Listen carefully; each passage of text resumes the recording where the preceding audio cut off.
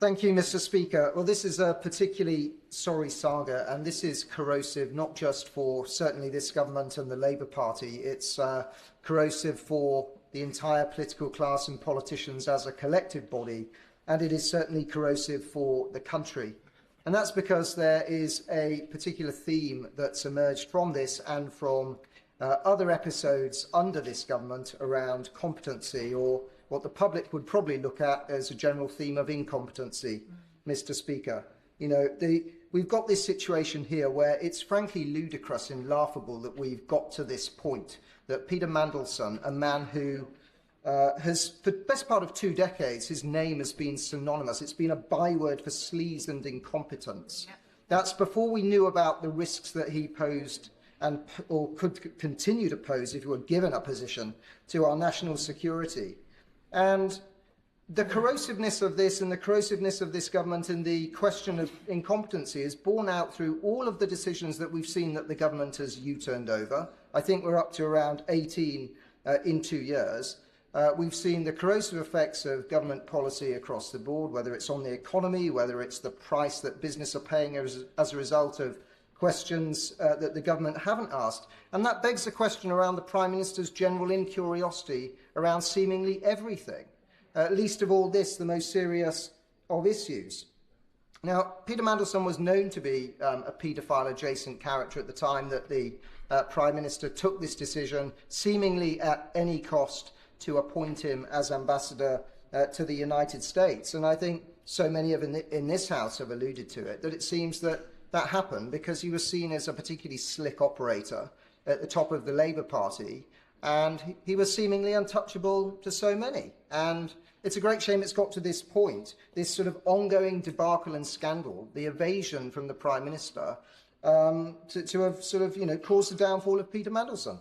But there are unanswered questions remaining, Mr. Speaker, including a really simple one that has been asked many times. We haven't had an answer to this, but I would love to know, my constituents would love to know, many in this House would love to know, what were the seemingly virtuous qualities of Peter Mandelson that did warrant the on-balance very serious risk that the government took in pursuing his appointment.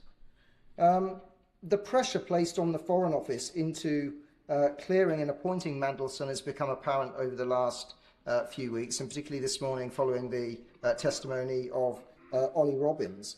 And it's frankly reprehensible, Mr. Speaker. We've heard that Ollie Robbins was told, to get this done at any cost, to ride effectively roughshod over good moral conduct to deliver the will of the Prime Minister.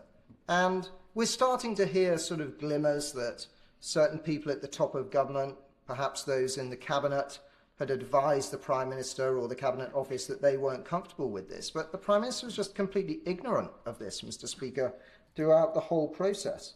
And we now know that Peter Mandelson was effectively appointed and given access to very sensitive security information before his security clearance was granted. So a direct question for the Minister, can the Minister tell the House whether he is aware that Peter Mandelson had access to sensitive information prior to the security clearance recommendation coming through? If the Minister is not aware of that, what review is being put in place to ascertain the level of that information, and what risk management will be put in place to mitigate the effects of the exposure of any sensitive information that Peter Mandelson may have obtained during that period before the security clearance came through. And then, Mr. Speaker, there's another question around accountability. And many of us in this House, but particularly the country at large, would love to know, why is the bar of personal accountability so low for everyone else, yet impossibly high for the Prime Minister himself?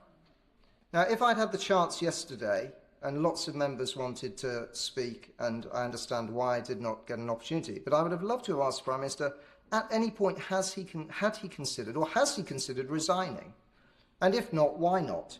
And how many more have to be blamed or scapegoated before this becomes a situation where the Prime Minister does the decent thing and resigns. How many more twists and turns does this saga have to follow, Mr. Speaker, before the Prime Minister does the right thing? Because I can tell the Minister, who is looking somewhat uncomfortable, and I commend him for coming to the front bench today, I can tell him on behalf of my constituents they are sick and tired of the evasiveness of this Prime Minister. They wanted to do the decent thing and to resign.